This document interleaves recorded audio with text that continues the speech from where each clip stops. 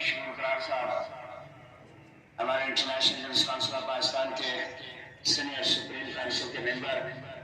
Scottish press club کے chairman, صحافیوں کی عظیم شان درد دل رکھنے والے چودھری محمد بشیر صاحب،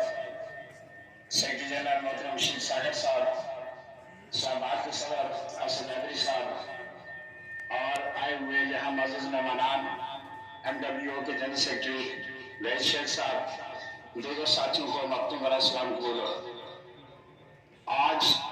یہ مختصر باوقار تقریب جو چودھری محمد بشیر صاحب کی طرف سے منعقد کی گئی ہے، سی ڈی نیوز کی طرف سے اور international journalist council of Pakistan کی طرف سے، ہماری خوش قسمتی ہے کہ آج یہاں بہت سینئر صحافی موجود ہیں جو راولپنڈی اسلام آباد کی جان بھی ہیں اور راولپنڈی اسلام آباد کی قیادت بھی ہے۔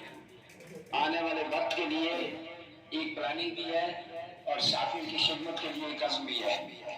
International journalist council of Pakistan نے، شکیل قرار نے، چودھری محمد بشیر نے،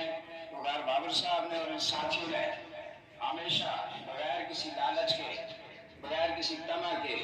صحافیوں کی خدمت کو اپنی عبادت سمجھا ہے، ایمان کا حصہ سمجھا ہے۔ اور میں یہ باور کروا دینا چاہتا ہوں کہ جس طرح آواز گروپ نے، شکیل قرار نے، ایم ڈبلیو اے نے، انٹرنیشنل جرنلسٹ کونسل نے صحافیوں کی خدمت کے لیے عزم کر رکھا ہے،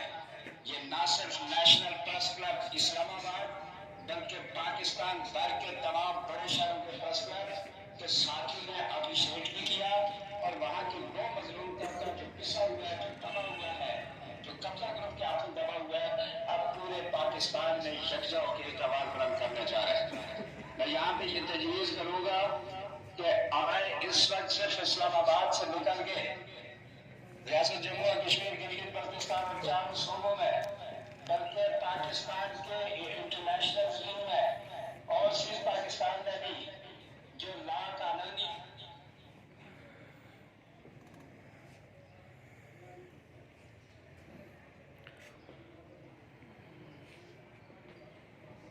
بندہ ملائے تاکہ آنے والے وقت میں ہم صحافیوں کی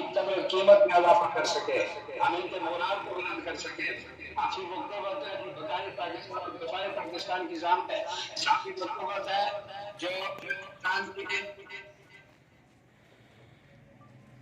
جو جنہوں نے ہمیشہ پاکستان کے لیے اپنی جانوں کا نذرانہ پیش کیا ہے۔ صحافیوں نے اپنی